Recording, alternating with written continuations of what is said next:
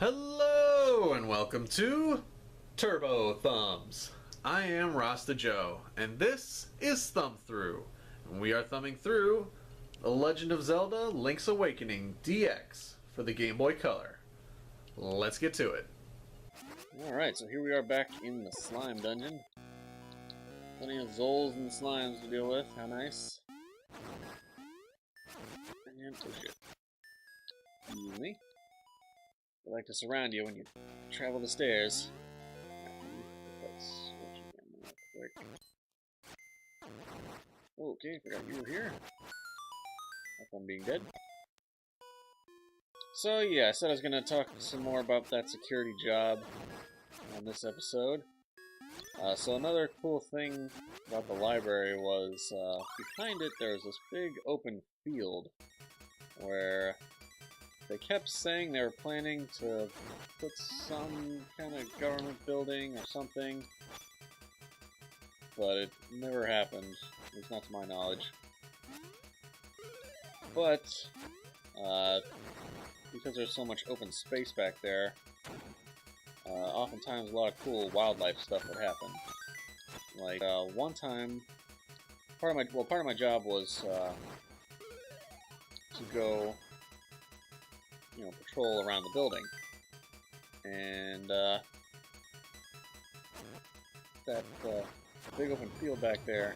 So I went back there, and there was just like thousands of dragonflies this one day. I mean, seriously, like, the air was almost choked with dragonflies. Like, you ever seen those videos of, like, locust swarms? Like, it was seriously like that. Just dragonflies everywhere. They must have been mating or something. And I was just flabbergasted. I was like, oh my god, what's happening? Why are there so many dragonflies? So yeah, that was kind of interesting.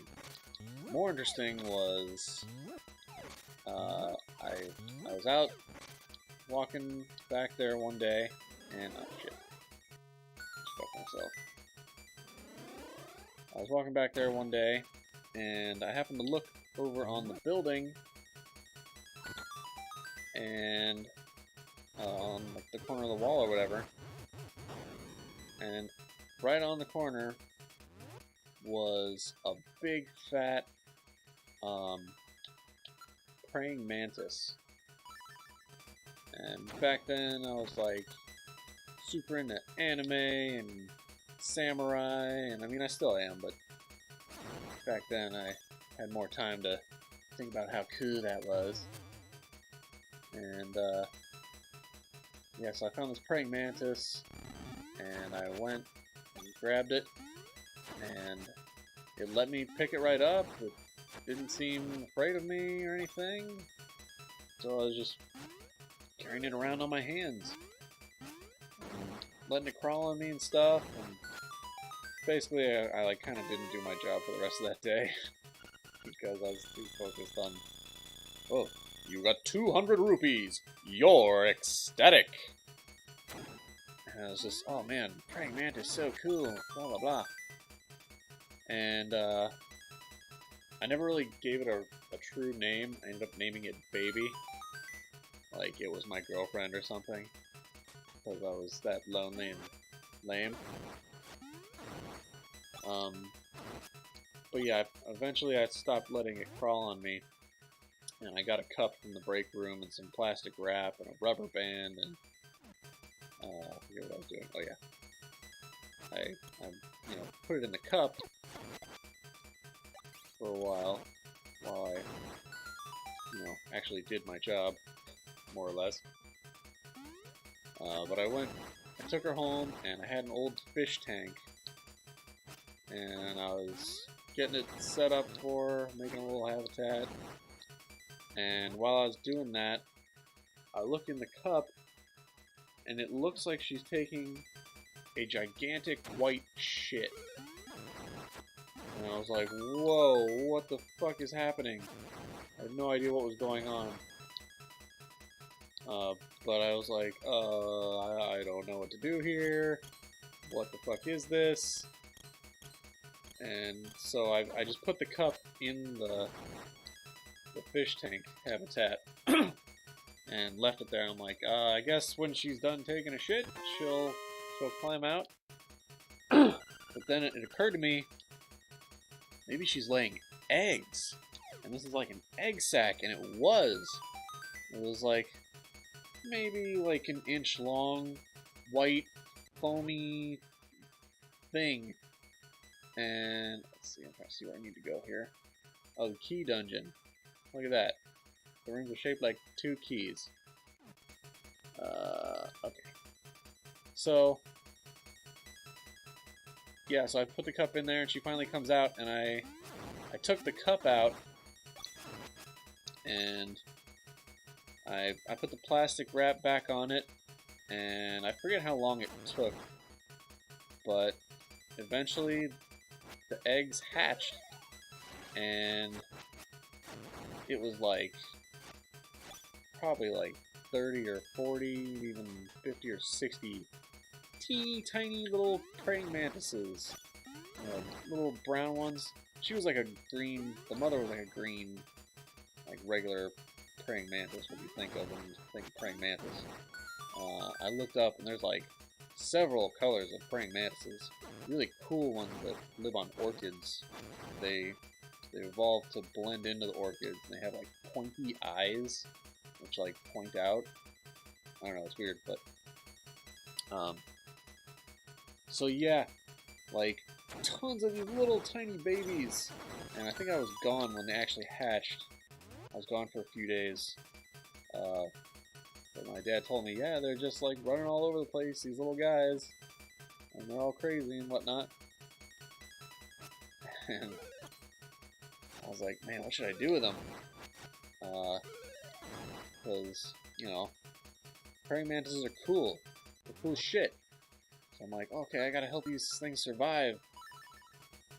So, I ended up releasing them in my backyard because, hey, fucking praying mantises, I want to see some more.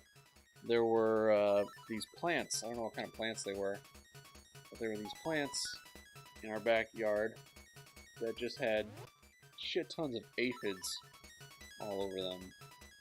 And I read that the babies could eat aphids, so naturally that's where I put them. You've got the Nightmare's key. Now you can open the door to the Nightmare's lair. I don't think I ever saw any praying mantises back there, so they must have moved on or something. Well, that was cool. I smacked them in the air. But then she laid eggs again. And I was like, whoa, more? But she didn't, like, mate with a male or anything. I didn't have a male. But I looked online, and it said that the female will hold the sperm of the male, and she'll control when she fertilizes eggs. Sorry, I had to stop. I got the mosquito bite on my foot. I'm itching there. Yeah, so she'll hold the sperm and only fertilize the eggs when she wants to, and they separate when they lay the eggs because the babies are not carnivorous. I mean, they are, but damn it, I can't think of the word when you eat your own species. Cannibalistic. That's it. They're cannibals. So they'll eat each other if they are stuck confined and they don't have a source of food. So, yeah, so they separate the eggs so that they're not all born together, and so that when the earlier ones get a little bigger, they don't eat the newer ones. Brilliant piece of evolution there. So she laid eggs again, and she laid them this time in the tank, and I was like, shit, because they're like stuck to the tank. And so I ended up taking a razor blade, and I like carefully peeled off the egg sac, and I put it in a cup, and I hung on to it, and So the second time, when those eggs hatched, I was like, what's another place I can put these eggs? Well, I like this room. Probably looks weird as shit on the capture, but it was cool to me. Yeah, so I was like, where should I release these?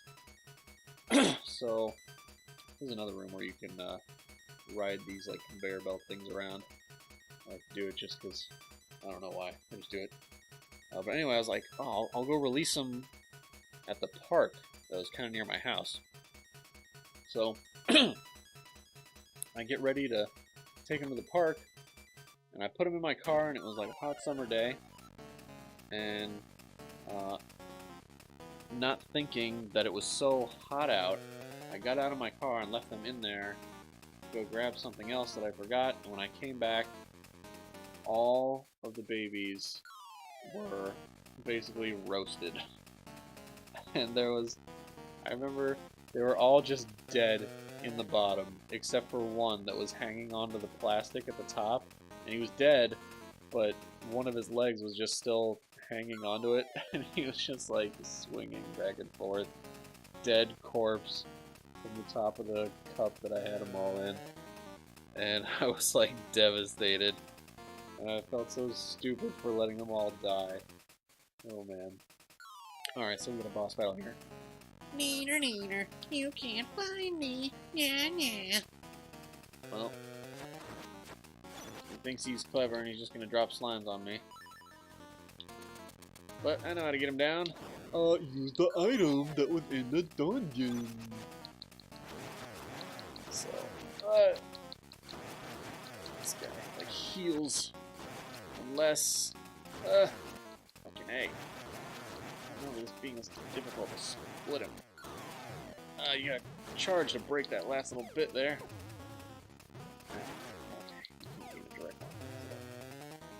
Land on. Alright, got one. And then, so after that I was like, alright, if she's gonna lay eggs, I gotta do something so they're not stuck to the tank when they come out. So what I did was, I lined the top of the tank where she laid the eggs the first time with paper. And, oh man, I was about dead. But I did it! So, the next time she laid eggs, she laid them on the paper, and I was able to just take it out and easily transfer the egg clutch, as they're called, to another cup. And I think that third batch I also released in the backyard of my house, because I was like, I'm not going to make the same mistake and accidentally kill them on the way to the park. Or no, I think I did release them in the park, but I didn't kill them that time. So, let's get this bell real quick. I don't want to hear the sound. You got the Sea Lily's bell. Let's hear the song.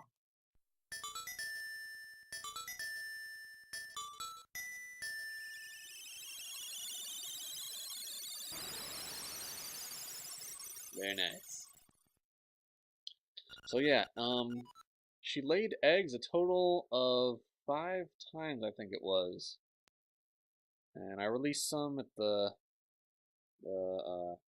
rec center by my house and some other place too. Waterfall. It is hidden in the waterfall. So yeah, that was Baby.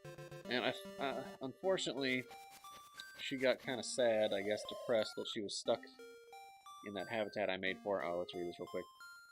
Hoot. How many instruments have you gotten so far? When you play the instruments in front of the egg, the windfish will wake, and you will leave this island. Now, you must hasten to the Yarna Desert. The dark, monstrous inhabitants of the sand will show you the way. Hoot hoot. Alright, I legit don't remember where I'm supposed to go from here. But I'll figure it out. So yeah, as I was saying, Baby kind of got depressed being in that tank, which wasn't very big. And I'm sad to say that she developed a bad habit of chewing on her own limbs. and she ended up eating one of her own legs, and I think that got infected, and eventually she died, and oh man, I was so sad when she died, because I loved taking her out and playing with her, and I would like feed her different things, like mostly crickets, but anytime I would find some new bug, I would like check online to make sure it wasn't poisonous or anything, and I would feed it to her, and just watching her like catch prey and devour it. She would usually start with the antennas and just chew down the antennas, and then the head, and she would eat the legs, and what else? I fed her a goldfish one time. That was cool. I put it in like this little tiny tray of water, and like she was instantly interested in it. And she caught it and just started munching right at its spine. So cool to watch. She ended up not finishing it because I guess the fish was too strong. It would struggle too much. I got away, and she was just like, "Screw this! I'm not gonna bother." But yeah, I read that they'll eat hummingbirds even, which I thought was so crazy. Hummingbirds are like insanely fast, but yeah, baby was fast too. I mean, I never gave her a hummingbird or anything, but man, when you watch praying mantises strike their prey, they catch them. They have their arms. Their arms aren't like blades, like the Pokemon Scyther. They're like claws, basically, but they're like upside down claws. They have like nasty looking spikes on them that really let them grip their prey real good.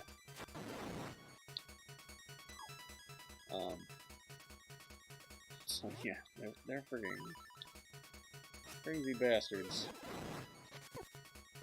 And what else? Oh yeah, she had a pink tongue in her mouth.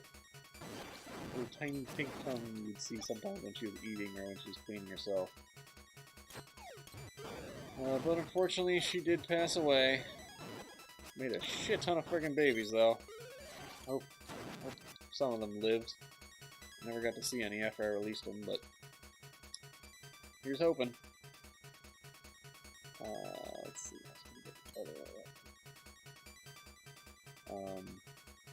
And then back at that library, one time I was patrolling again, and I found another praying mantis. It was a different species, though. It had like a more slender butt, and it never laid any eggs, so I don't know if it was male or female. Oh, I see you have a nice stick. Can I borrow it for a second? Can. Idiot's gonna poke the beehive. But yeah, I had that praying mantis too for a while. And eventually it died, but I took a lot better care of the tank the next time. So he wasn't depressed enough to eat his own limbs, thank God. The stick became the honeycomb. You're not sure how it happened, but take it. So yeah, the first praying mantis baby, though, whenever I put my face real close to her, she would like swing her little feelers at my nose. She was so cute. Poor baby. I miss her. Like I said, I love taking her out and playing with her, and she'd climb on me and usually climb and end up on my head. It was like having my own little Pikachu, kind of. Oh, baby, I miss you. But they don't live forever. And that's sad. Alright, I think I'm gonna end it here. We're about out of time anyway. I don't want to get on the topic of pets dying, because I got a sad story I could tell there, but kind of don't want to, because that's really depressing. So, yeah, we'll just end it there and pick it up next time. Well, that's it for this time.